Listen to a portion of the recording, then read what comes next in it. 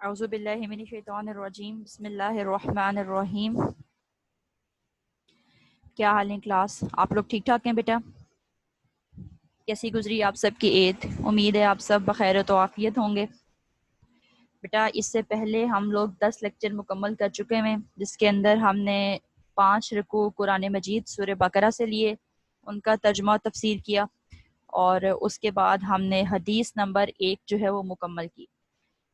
آج اسی سلسلے کا لیکچر نمبر 11 ہے اور حدیث نمبر 2 آج ہم کریں گے۔ ٹھیک ہے، پہلی حدیث جو تھی وہ نیت سے متعلق تھی، ہم نے اس کا ترجمہ اور تشریح کر لیا۔ آج ہم حدیث نمبر 2 کریں گے۔ ٹھیک ہے بیٹا، شروع کرتے ہیں۔ بسم اللہ الرحمن الرحیم۔ حدیث جبرائیل حدیث نمبر 2 جو ہے بیٹا وہ ایک خاص نام سے بھی مشہور ہے، وہ حدیث جبرائیل بھی کہلاتی ہے۔ ابھی آپ پڑھیں گے تو آپ کو پتہ چلے گا کہ وہ اس نام سے کیوں مشہور ہے۔ ٹھیک ہے بیٹا، اعوذ باللہ من الشیطان الرجیم بسم اللہ الرحمن الرحیم۔ عن عمر بن خطاب رضی اللہ عنہ، عمر بن خطاب رضی اللہ عنہ، عمر بن خطاب رضی اللہ عنہ اس حدیث کے راوی ہیں۔ میں نے آپ کو بتایا تھا راوی کسے کہتے ہیں۔ راوی وہ شخص ہوتا ہے یا وہ اشخاص ہوتے ہیں جنہوں نے نبی صلی اللہ علیہ وسلم سے حدیث کو روایت کیا، ہم تک پہنچائی۔ اس حدیث کے راوی عمر بن خطاب رضی اللہ عنہ ہیں، خلیفہ ثانی، عمر فاروق کے نام سے مشہور ہیں۔ ٹھیک ہے بیٹا، حضرت عمر بن خطاب رضی اللہ عنہ نے فرمایا قال، ٹھیک ہے وہ کیا کہتے ہیں،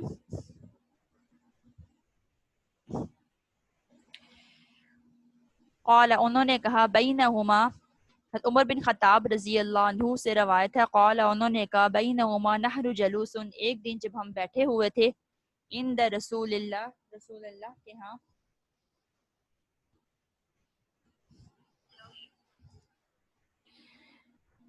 ذات یومن، ایک دن، اذا جب طلع، ہم پہ طلوع ہوا، نمودار ہوا، علینا، ہم پر، رجل، ایک شخص، شدید، نہایت زیادہ، بیاض، سفید، الثیاب، کپڑوں والا۔ وہ کیا کہتے ہیں عمر بن خطاب رضی اللہ عنہ کہ ایک دن ہم نبی صلی اللہ علیہ وآلہ وسلم کے درمیان موجود تھے کہ ایک شخص ہم پہ نمودار ہوا، رجل، ایک شخص، شدید بیاض الثیاب، نہایت شدید سفید کپڑوں والا، شدید السواد شعری، نہایت سیاہ، نہایت شدید سیاہ بالوں والا، لا یرا، نہیں دکھائی دیتے تھے، علیہ، اس پر، اثر السفر، سفر کے آثار۔ ٹھیک ہے، وہ کیا فرماتے ہیں عمر بن خطاب رضی اللہ عنہ کہ ایک دن ہم نبی صلی اللہ علیہ وسلم کے پاس موجود تھے کہ ہمارے اوپر ایک شخص آیا، ایک شخص ہمارے درمیان آیا، اور نہایت سفید کپڑوں والا، نہایت سیاہ بالوں والا، لا یرا علیہ اثر السفر، اس کے اوپر سفر کے آثار بالکل نہیں دکھائی دیتے تھے۔ لیکن جب انسان سفر کر کے آتا ہے نا تو اس کے بعد بھی اٹکے ہوئے ہوتے ہیں، اس کا لباس بھی اگر سفید ہو تو بالکل سفید نہیں رہتا۔ ٹھیک ہے، والا، وہ کہتے ہیں اس کے اوپر سفر کے بالکل اثار نہیں تھے کہ ہم یہ سمجھیں کہ یہ کوئی مسافر ہے، دور سے آیا ہے۔ والا یعرفہ من احد، اور نہ ہی ہم میں سے کوئی اسے پہچانتا تھا، کوئی اسے جانتا تھا۔ اب دیکھیں اگر وہ سفر کر کے نہیں آیا تھا اور وہ دور سے تشریف نہیں لایا تھا تو یقیناً اس کو ان کے جان پہچان کے لوگوں میں سے ہونا چاہیے تھا، علاقے کے لوگوں میں سے ہونا چاہیے تھا، تب تھوڑی تھوڑی آبادی ہوتی تھی، ہر شخص دوسرے کو جانتا تھا۔ تو اسی بنیاد پہ کہتے ہیں کہ وہ شخص دور سے بھی نہیں آیا تھا، صاف ستھرا وہ اتنا تھا کہ لگتا تھا کہ اس کے پر اس نے کوئی سفر نہیں کیا، لیکن ہم اسے جانتے بھی نہیں تھے، یعنی وہ یہاں سے بھی نہیں تھا۔ اب وہ یہاں سے نہیں تھا تو اس پر سفر کے آثار ہونے چاہیے تھے، اس کے پر دونوں باتیں صادق نہیں آ رہی تھی۔ حتیٰ، یہاں تک کہ جرا سا بیٹھ گیا، الی النبی صلی اللہ علیہ وسلم، نبی صلی اللہ علیہ وسلم کے پاس، فاسندا، پس اس نے ملا دیے، رکبتہ ہی، اپنے گھٹنے، الی رکبتہ ہی، آپ صلی اللہ علیہ وآلہ وسلم کے گھٹنوں سے۔ ٹھیک ہے، وہ بیٹھ گیا نبی صلی اللہ علیہ وسلم کے پاس اور اس نے اپنے گھٹنے نبی صلی اللہ علیہ وآلہ وسلم کے گھٹنوں سے وہ ملا دیے، ووضع، اور اس نے رکھ دی، ووضع، اور اس نے رکھ دی،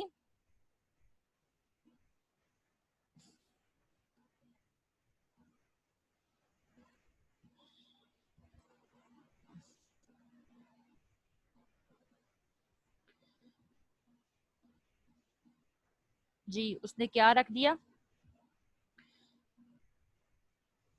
اس نے اپنی ہتھیلیاں، ٹھیک ہے، اس نے اپنی ہتھیلیاں کیا کی، نبی صلی اللہ علیہ وآلہ وسلم کی اوپر رکھ دی۔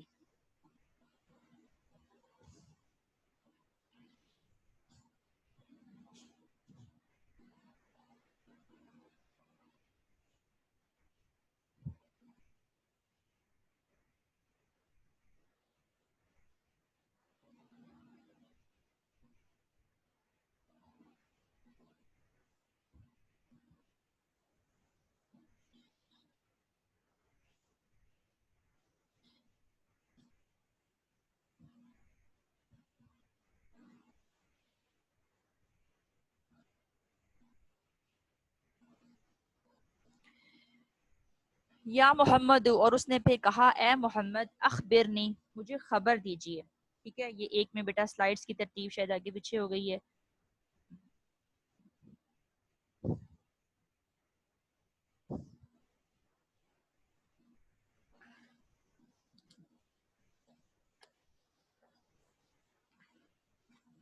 وہ واضح، اور اس نے رکھ دی کفے ہی، اپنی دونوں ہتھیلیاں، علا پر، فخذ ہی، آپ کی دونوں رانوں پر، وقال، اور اس نے کہا یا محمد، اے محمد. یہ یہاں سے پھر آپ کا دوبارہ حصہ میچ کرے گا، ایک لائن بیچ میں سے مس ہو گئی ہے.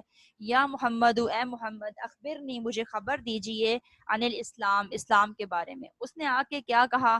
اس نے اپنے گھٹنے آپ صلی اللہ علیہ وآلہ وسلم کے گھٹنوں سے ملا دیے، اس نے اپنی ہتھیلیاں آپ کی دونوں رانوں پر رکھ دی، اور پھر اس نے کہا کیا، سوال کیا کیا، اخبرنی، مجھے خبر دیجئے یا محمد، اے محمد، عن الاسلام، عن الاسلام، اسلام کے بارے میں. فقال، پس آپ نے فرمایا، فقال رسول اللہ صلی اللہ علیہ وآلہ وسلم، پر رسول اللہ صلی اللہ علیہ وآلہ وسلم نے فرمایا، ان تشہد، اسلام تو یہ ہے، آپ نے فرمایا الاسلام، اسلام تو یہ ہے، ان تشہد، کہ تو گواہی دے، اللہ الہ الا اللہ، کہ اللہ کے سوا کوئی معبود نہیں، وان محمد رسول اللہ، کہ محمد صلی اللہ علیہ وآلہ وسلم اللہ کے رسول ہیں، وتقیم الصلاۃ، اور یہ کہ تو نماز قائم کر، وتؤتی الزکوٰۃ، اور یہ کہ تم زکوٰۃ ادا کرو، وتصوم رمضان، اور یہ کہ تم رمضان کے روزے رکھو، وتحج البیت، اور یہ کہ تم حج کرو، ان استطاعت، اگر تم استطاعت رکھتے ہو، الیہ سبیلا، اس کے راستے سے.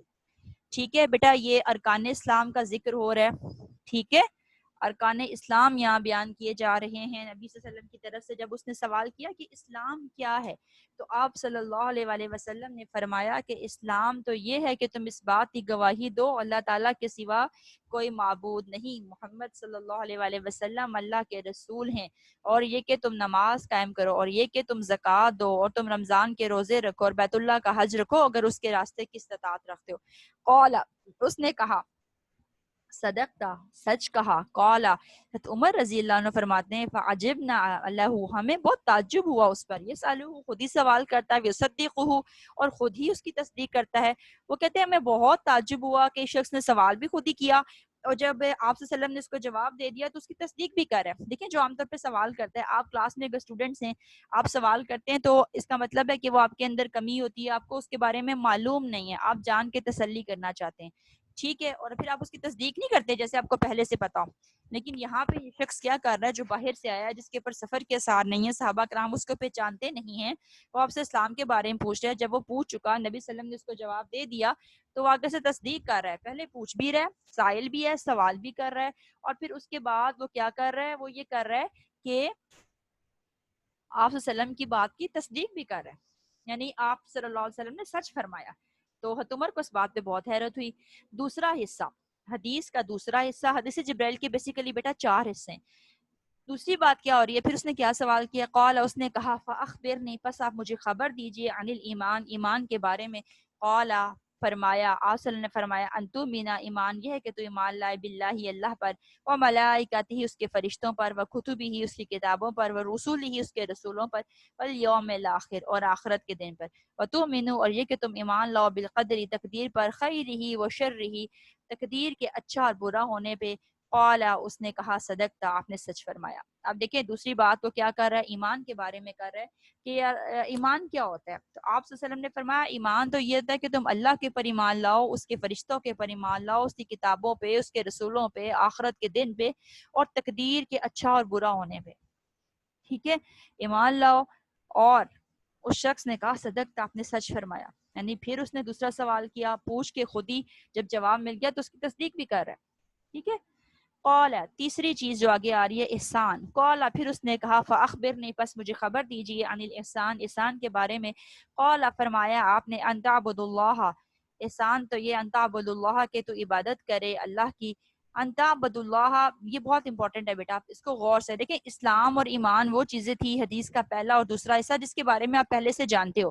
یعنی آپ جانتے ہو اسلام کیا، میں نے آپ کو بتا دیا ارکان اسلام. ابھی ہم تیسری حدیث کریں گے تو وہ بھی ارکان اسلام پہ مشتمل ہے، اور یہ وہ ہے جو آپ فرسٹ ایئر کمپلسری میں پورا چیپٹر کر کے آئے، اور اسلام نے ارکان اسلام، نماز، روزہ، زکوٰۃ، حج، کلمہ شہادت.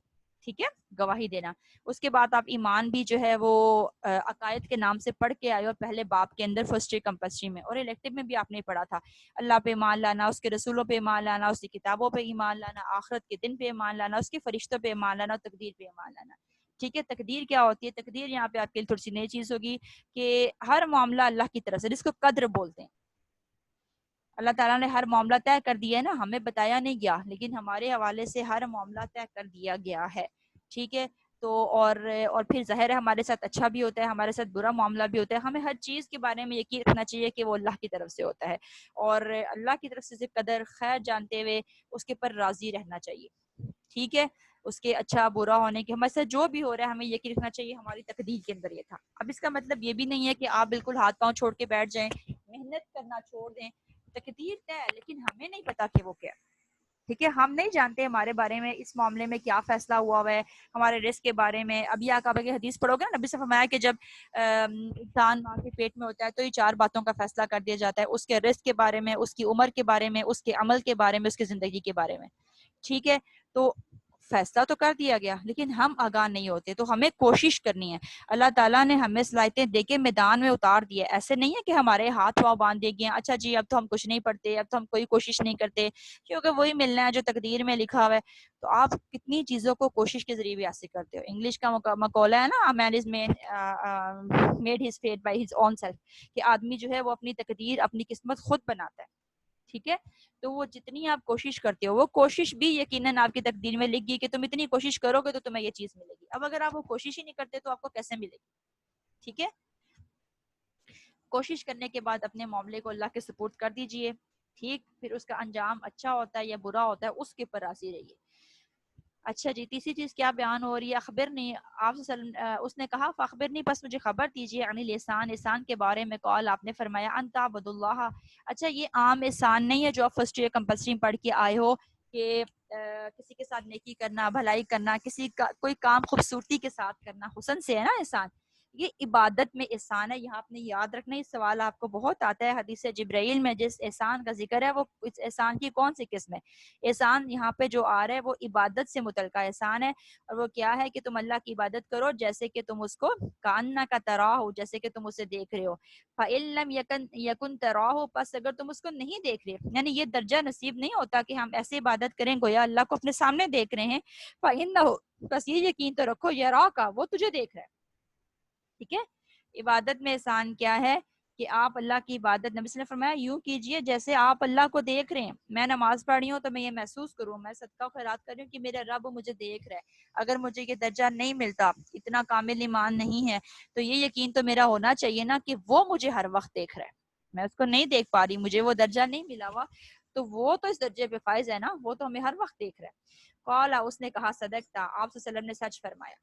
ٹھیک ہے، اب یہ تیسری بات تھی عبادت میں احسان، اس کی بھی وہ تصدیق کر رہا ہے. چوتھی چیز کیا ہے؟ قیامت اور اس کی نشانیوں سے متعلق. قال، اس نے کہا فاخبرنی، پس مجھے خبر دیجیے، عن الساعہ، قیامت کے بارے میں. قال، فرمایا مل مسئلون، نہیں جانتا جس سے سوال کیا گیا، انہا، اس کے بارے میں بھی، عالم زیادہ، من السائل، سائل سے زیادہ. ٹھیک ہے، اس نے کہا یعنی وہ جو شخص تھا اس نے کہا کہ آپ مجھے قیامت کے بارے میں، یعنی ساعت کے بارے میں، یہاں ساعت جو ہے وہ خاص گھڑی، کون سی گھڑی؟ قیامت کی گھڑی. آپ مجھے قیامت کے بارے میں کچھ بتائیے. قال، آپ سے نے فرمایا مل مسلو، جس سے پوچھا گیا ہے، انہا، اس بارے میں بھی، عالم، نے زیادہ نہیں جانتا، من السائل، سائل سے. یعنی جتنا سائل کو پتا ہے نا، کچھ بھی نہیں پتا تو مجھے بھی نہیں پتا. ٹھیک ہے، میں بھی نہیں جانتا قیامت کے بارے میں. قال، اس نے کہا فاخبرنی عن اماراتها، کہ پھر آپ مجھے اس کی امارتوں، چند نشانیوں کے بارے میں بتائیے. قال، آپ نے فرمایا ان تلد الامۃ، ایک لونڈی جو ہے وہ پیدا کرے گی، ربتھا، اپنا رب، اپنا آقا، اپنا مالک. یعنی ایک لونڈی جو ہے وہ ایک اپنا آقا پیدا کرے گی. وان ترا، اور تو دیکھے گا، الحفا، ننگے پاؤں، حل جڑا، ننگے جسموں والے، الحرا، الحفات الحرام، ننگے پاؤں، ننگے جسموں والے، اعلی، نادار لوگ، ریات الشاہ، کہ وہ بکریاں چلانے والے، یتطاولون، لمبائیوں میں، بلندیوں میں مقابلہ کریں گے، پھر بنیان، عمارتیں بنانے میں. ٹھیک ہے، 2 سے 3 نشانیوں کا ذکر ہمیں یہاں پر ملتا ہے. اور وہ کیا ہے کہ آپ نے اس نے کہا کہ آپ کو اگر قیامت کے بارے میں معلوم نہیں کہ وہ کب واقع ہوگی تو آپ مجھے اس کی چند نشانیاں بتا دیجئے. تو نبی صلی اللہ علیہ وآلہ وسلم نے 2-3 نشانیوں کا یہاں ذکر کیا، اور وہ کیا ہے کہ لونڈی اپنا آقا جنے گی. ٹھیک ہے ایک بات. دوسری بات, غریب نادار بھیڑ بکریاں چرانے والے جو چرواہے ہوتے ہیں نا, یعنی غریب ترین لوگ, وہ لمبی, جن کے پاس اپنا ٹھکانہ بھی نہیں ہوتا, ٹھیک ہے, چرواہے وہی ہوتے ہیں نا, اور وہ کیا کریں گے, ایک وقت آئے گا اتنا مال و دولت ہو جائے گا کہ وہ لمبی لمبی عمارتیں بنانے میں ایک دوسرے کا مقابلہ کریں گے, اتنی مال و دولت ہو جائے گی کہ باقاعدہ کمپٹیشن شروع ہو جائے گا. ٹھیک ہے, اور اس کے بعد دیکھیے کہ ہاں عمارتیں بنانے میں ایک دوسرے کا مقابلہ کریں گے. اب یہ جو پہلی بات آ رہی ہے نا بیٹا کہ لونڈی اپنے مالک کو جنے گی, اپنے آقا کو جنے گی. آقا کون ہوتا ہے؟ جو بڑا ہوتا ہے. ٹھیک ہے, تو یہاں سے محدثین نے اور مفسرین نے یہ بھی کہا, اس سے مراد یہ ہے کہ قیامت کے قریب اولاد اپنے والدین کی نافرمانی کرے گی. ویسے تو دیکھیں آقا جو ہوتا ہے بڑا ہوتا ہے اور لونڈی جو ہوتی ہے وہ چھوٹی ہوتی ہے. ٹھیک ہے, یہاں پہ کیا ہوگا, ایسے ہی ہے کہ جس طرح مالک اپنی لونڈیوں کو پالتا ہے, غلاموں کو پالتا ہے, اس طرح والدین بھی تو پالتے ہیں, لیکن الٹا سسٹم ہو جائے گا. ٹھیک ہے, اور بالخصوص بیٹیاں, اولاد تو والدین کی نافرمان ہوگی, لیکن کیا ہوگا, عورتیں بھی جو ہے وہ کیا کریں گی, بیٹیاں جو ہوں گی وہ بھی اپنے والدین کے ساتھ ایسا سلوک کریں گی جیسے لونڈی کے ساتھ کیا جاتا ہے, وہ اپنی ماؤں کے ساتھ ایسا سلوک کریں گی. ٹھیک ہے, اولاد والدین کے ساتھ ماؤں کے ساتھ ایسا سلوک کرے گی, یعنی بے عزتی کرے گی, جس طرح ایک آقا بے عزتی کرتا ہے نا, تو اپنے غلاموں کے ساتھ وہ ویسا رویہ اختیار کر لیں. اور آپ دیکھیں یہ چیز, یہ برائی ہمیں آج نظر آ رہی ہے. اولاد جو ہے وہ والدین کو ڈکٹیٹ کرتی ہے, آپ غلط ہیں میں صحیح ہوں, آپ کو پتہ نہیں ہے مجھے پتہ ہے, میں جانتا ہوں آپ نہیں جانتی. اور بالخصوص لونڈی جو ہے نا, بیٹیاں دیکھیں کہاں تصور تھا کہ اس کو زندہ رہنے کا حق نہیں تھا. ٹھیک ہے بیٹا, اور کہاں دیکھیں یہ معاملہ آ رہا ہے کہ وہ اتنی بے باک ہو جائے گی, وہ اتنی بولڈ ہو جائے گی. ایک حد تک تو ہر چیز ٹھیک ہے, آپ درست و غلط کی نشاندہی کیجیے, لیکن باقاعدہ ڈکٹیٹ کرے گی, وہ باقاعدہ اپنی انگلیوں پہ چلانا چاہے گی. ٹھیک ہے, وہ اس طرح سے اپنے والدین کو لے کر چلیں گے جس طرح لوگ لونڈیوں کو لے کے چلتے تھے. اور دوسری چیز کیا ہے بیٹا, وہ یہ ہے کہ بہت غریب لوگ بھی جو ہے نا, قیامت کی نشانی کیا ہے کہ دولت میں ایک دوسرے پہ سبقت لے جائیں گے اور اتنے خوشحال ہو جائیں گے کہ وہ مقابلہ بازی شروع کر دیں گے, بڑی بڑی عمارتیں بنانے میں فضول. ابھی بھی آپ دیکھیں باقاعدہ ملکوں کے درمیان کمپٹیشن ہو رہا ہے, سب سے بڑا ٹاور کس کے پاس ہے, سب سے بڑی بلڈنگ کس کے پاس ہے, عمارتوں کے اندر مقابلہ ہو رہا ہے. تو کیا قیامت کی نشانیاں پوری نہیں ہوگی؟ بڑی بڑی عمارتیں بنانے کے لیے وہ ایک دوسرے کا مقابلہ کر رہے ہیں, ایک دوسرے کے ساتھ جتے ہوئے. ٹھیک ہے, اور جو شریف لوگ ہوں گے, ٹھیک ہے, عزت دار لوگ ہوں گے, وہ غربت اور تنگ دستی کی زندگی بسر کریں گے. یعنی یہ جو لوگ تھے نا اس طرح کے, وہ امیر ہو جائیں گے, اور جن کے پاس شرافت تھی وہ در حقیقت غریب ہو جائیں گے. آخری حصہ کیا ہے, ثم من طلق کا, پھر وہ چلا گیا. عمر رضی اللہ عنہ یہ بات فرماتے ہیں, ثم من طلق کا, پھر وہ شخص چلا گیا. کس کے بعد چلا گیا؟ دیکھیں بیٹا, اس نے اسلام کے بارے میں سوال کیا, ایمان کے بارے میں سوال کیا, احسان کے بارے میں سوال کیا, اور قیامت کی نشانیوں کے بارے میں سوال کیا. جب وہ پوچھ چکا اور تصدیق بھی کر چکا, پھر چلا گیا. فلبثت, بس وہ کہتے ہیں کہ میں ٹھہرا رہا, ملین, کچھ دیر. قال, یعنی میں کچھ دیر نبی صلی اللہ علیہ وسلم کے پاس ٹھہرا رہا. قال, آپ صلی اللہ علیہ وسلم فرمایا, یا عمر, اے عمر, اتدری, کیا تم جانتے ہو میرے سائل کے بارے میں یہ کون تھا؟ آپ صلی اللہ علیہ وآلہ وسلم نے عمر رضی اللہ عنہ سے فرمایا, عمر کیا تم جانتے ہو یہ شخص کون تھا؟ قلت, میں نے کہا, اللہ و رسولہ, اللہ اور اس کا رسول بہتر جانتے ہیں, عالمو زیادہ جانتے ہیں. قال, آپ صلی اللہ علیہ وآلہ وسلم نے فرمایا. اچھا, یہ صحابہ کرام کا سٹائل ہوتا تھا کہ وہ کوئی بات جانتے بھی تھے تو وہ اس کو بیان نہیں کرتے تھے, کہ اللہ اور اس کا رسول خود بیان کرے. ٹھیک ہے, وہ کہا کرتے تھے اللہ و رسول عالم, اللہ اور اس کا رسول زیادہ جانتے ہیں. قال, آپ صلی اللہ علیہ وسلم نے فرمایا, ھذا جبرائیل, یہ جبرائیل علیہ السلام تھے, آتاکم, جو تمہارے پاس آئے, یعلمکم, تاکہ تم کو سکھائیں, دینکم, تمہارا دین. آپ صلی اللہ علیہ وسلم نے کیا فرمایا, کیا واضح کیا کہ یہ جبرائیل علیہ السلام تھے جو تمہارے پاس تمہیں تمہارا دین سکھانے آئے. رواہ مسلم, اس حدیث کو مسلم نے روایت کیا. اب سمجھ آ گئی وہ شخص کون تھا, اور صحابہ کرام اگر اس کو پہچان نہیں سکے تو کیوں نہیں پہچان سکے تھے؟ دیکھیں وہ کس طرح سے آیا تھا. آپ دیکھیں کہ یہ حدیث اسی لیے حدیث جبرائیل کے نام سے مشہور ہے, کیونکہ اس میں جبرائیل علیہ السلام نبی صلی اللہ علیہ وسلم کے پاس سائل بن کر آتے ہیں, سوال کرتے ہیں. اور یہ بہت امپورٹنٹ ہے پیپر کے پوائنٹ آف ویو سے بیٹا, اکثر سوال یہاں سے نکلتے ہیں. ٹھیک ہے بیٹا, کہ حدیث جبرائیل میں جو ہے وہ سائل کون تھا, تو آپ نے بتانا ہے کہ اللہ تعالیٰ کے فرشتے جبرائیل علیہ السلام تھے. اچھا, وہ کیوں آئے تھے؟ وہ اس لیے آئے تھے تاکہ مسلمانوں کو ان کا دین سکھا سکیں. اور اس حدیث کے راوی کون ہے؟ چونکہ اس حدیث کو ایک ہی شخص نے روایت کیا ہے, عمر بن خطاب, تو آپ کو اس کے راوی کا نام بھی یاد رہنا چاہیے. ٹھیک ہے بیٹا. تو پہلا سوال انہوں نے اسلام کے بارے میں کیا تھا, دوسرا جو ہے وہ ایمان کے بارے میں کیا تھا, تیسرا جو ہے وہ انہوں نے احسان کے بارے میں. اور احسان کی خاص شکل ہے عبادت میں احسان سے کیا مراد ہے, تو آپ نے اس کو یاد رکھنا ہے. اور اس کے علاوہ قیامت کی چند نشانیوں کا ذکر ہے. یہ آپ سے جب سوال پوچھا جاتا ہے نا قیامت کی چند نشانیوں کا ذکر کریں حدیث کی روح سے, آپ سارے جہان سے گٹھی کر کے قیامت کی نشانیاں لے آتے ہو, دجال ظاہر ہو جائے گا, ایک آگ نکلے گی, ٹھیک ہے. وہ بیٹا جنرل نشانیاں ہیں, آپ نے سارے جو ہے نا وہ اسلامی لٹریچر میں سے ڈھونڈ کے نہیں دینی. آپ نے جب بھی دینی ہے اپنے سلیبس کی روشنی میں دینی ہے. وہ آپ نے حدیث نمبر 2 کی روشنی میں بتانا ہے کہ نبی صلی اللہ علیہ وسلم نے کی نشان تو وہ دو ہی ہیں. ایک تو لونڈی اپنے آقا کو جنے گی, اولاد والدین کی نافرمان ہو جائے گی, اور دوسرا غریب نادار لوگ اتنے امیر ہو جائیں گے کہ عمارتیں بنانے میں ایک دوسرے کا مقابلہ کریں گے. آپ اس کو یوں بھی کہہ سکتے ہو کہ قیامت معاشی خوشحالی بہت زیادہ ہو جائے گی, ٹھیک ہے. اور اب آپ دیکھیں اگر آپ حدیث کے پہلے الفاظ پہ غور کریں تو عمر فاروق نے کیا دیکھیں, وہ اللہ کے فرشتے تھے نا جو دین سکھانے آئے. دو باتیں, ایک تو وہ خود ہی سوال کرتے تھے, خود ہی تصدیق کرتے تھے, سوال بھی وہ اس لیے کر رہے تھے. اب نبی صلی اللہ علیہ وسلم نے کیا فرمایا, وہ تمہیں تمہارا دین سکھانے آئے ہیں. اصل میں وہ صحابہ کرام کو سکھانا چاہ رہے تھے, ان کو بتانا چاہ رہے تھے, یہ سن لیں.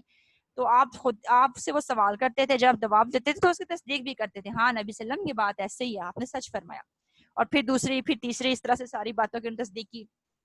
آپ دیکھیں جو انہوں نے شروع میں عمر نے کہا کہ ہم پریشان تھے, یہ کون ہے, کیونکہ انہوں نے تو نہیں دیکھا ہوا تھا جبرائیل علیہ السلام کو. تبھی وہ کہہ رہے ہیں کہ ہم جانتے بھی نہیں تھے, اور ایسا بھی نہیں تھا کہ یہ شخص جو ہے دور سے آیا, کیونکہ جب انسان دور سے آتا ہے تو اس کے پر سفر اور تھکاوٹ کے آثار ہوتے ہیں, جو کہ جبرائیل علیہ السلام کے اوپر بالکل نہیں تھے. ظاہر ہے وہ دور سے تشریف لائے تھے, تھکاوٹ کے اثرات اس لیے بھی نہیں تھے کہ اللہ کے فرشتے تھے, اور پہچانتے اس لیے نہیں تھے کیونکہ ظاہر ہے عام صحابہ میں سے نہیں تھے, لوگوں میں سے تو نہیں تھے, اللہ کی طرف سے تھے. ٹھیک ہے بیٹا, یہاں تک آپ کو سمجھ آ گیا. آپ اس حدیث کو بہت اچھے طریقے سے غور سے پڑھ لیجئے گا. جزاک اللہ خیر. اللہ حافظ. السلام علیکم.